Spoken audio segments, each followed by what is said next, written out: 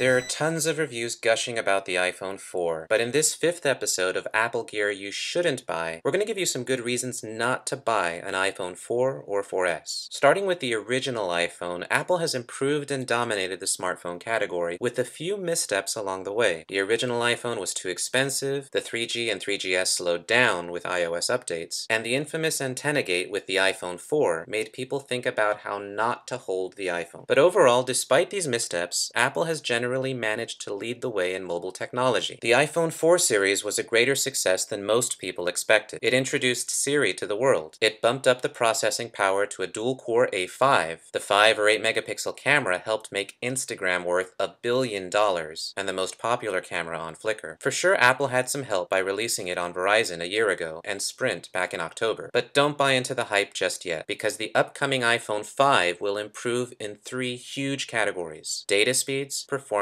and design. 7 months after the iPhone 4S release, all mobile carriers are now focused on the next big thing: 4G LTE. We all got a peek at how fast 4G can be with the new iPad. Check out my channel for my thoughts on the AT&T versus Verizon debate. Meanwhile, phone companies are rolling out the 4G goodness. All Verizon 2012 phones will run on LTE. Today, the stars of 4G are the Lumia 900, HTC's One X, and Samsung's upcoming Galaxy S3. So the iPhone 5 must support 4G to be competitive. Let me tell you, I've compared an iPhone 4 with a Lumia 900, and once you try 4G, you realize how much of your life is wasted buffering data. For performance, Apple has been testing an improved A5 CPU design in the iPad 2 that shrinks from 45 to 32 nanometers. This lowers energy consumption at clock speeds over 1 GHz, both extending battery life and cutting down on the time spent staring at this while waiting for apps to load or loading HTML5 websites. Also, to follow a theme of improved graphics across the entire product line, we will see a jump in performance if Apple uses a quad-core graphics chip in the iPhone 5. The other problem with the iPhone 4 design is screen size and weight. It has been too small for too long, and with 4G speeds coming, the iPhone 5 will be a content-consuming machine. In March, Sharp began mass production of the next step in display technology, IGZO. Since it requires less power, the battery can shrink while maintaining Retina-like quality, and the screen can grow to 4 inches, while being both thinner and lighter than the iPhone 4 series. Some cool extras include Nfc Technology that has the potential to change the way we shop. If you've ever used the Starbucks app to pay for coffee, you'll know how convenient it is to use your phone to buy a mocha coconut frappuccino. With an NFC chip embedded into the iPhone 5, Apple can instantly create a critical mass of people that can leave their wallets at home or switch purses without regret. But the main question to ask if you're buying a subsidized smartphone today is, will I be happy with this phone for the next 20 months? In the end, if you're not sure, stop,